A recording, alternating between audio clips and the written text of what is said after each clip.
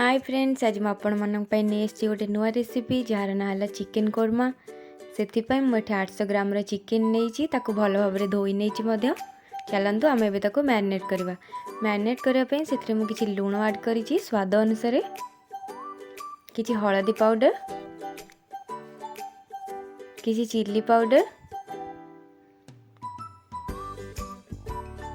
किसी गरम मसला, किसी चिकेन मसला, किसी धनिया पाउडर,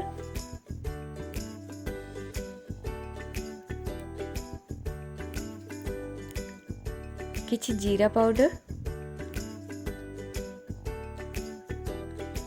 एवं किसी कस्तूरी मेथी 3 चम्मच दही ऐड करी।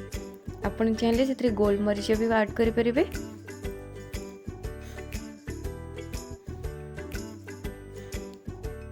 लास्ट रे मु किछि धनिया पत्र मध्य ऐड करिछि। एबे ताको भल भाव में मिक्स करि नेबे।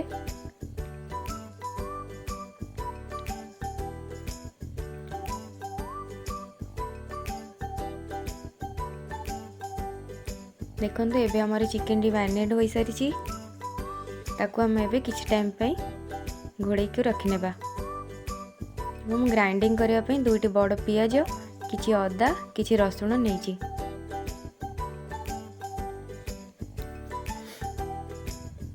देखंतु हमर एबे ग्राइंडिंग हो जाइछि अदा पियाज रसुण रो पेस्ट।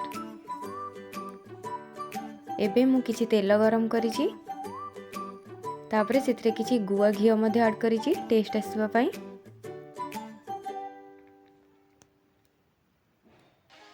तापरे हम सेतरे ग्राइंडिंग करथिबो अदा रसुण पियाज रो पेस्ट को ऐड करिछि।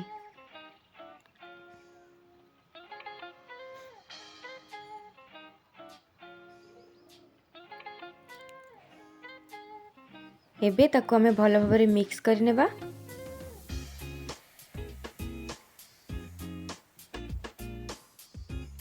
एबे मु किछि 2टी बड़ पियाज को काटी के रखि नेछि।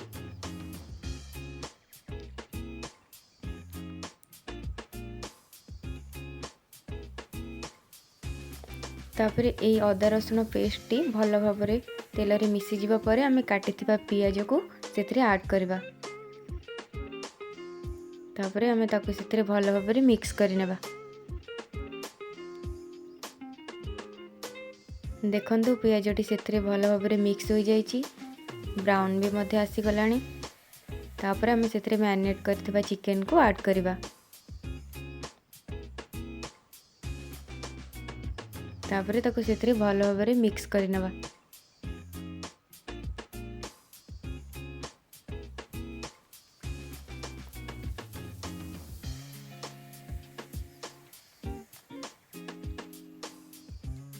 देखंतु चिकन टी सेथरे भल भाव में मिक्स होई आसिलानी।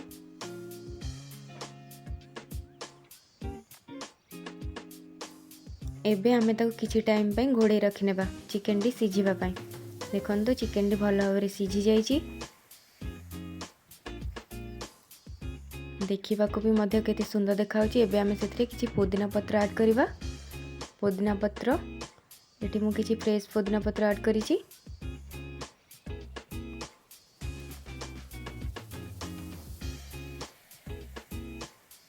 एवं गोटे टमाटो को मु काटी के रखि नेछि। एबे आमे पुदीना पत्र टमाटो को ऐड करबा।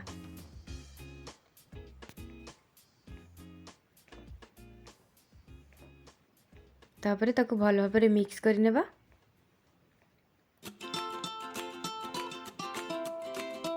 चिकन कोरमा हमर भल से प्रस्तुत हो आसिलानी। देखंतु केते सुंदर देखाउछि। स्मेल में मध्य बहुत भल आसीछि।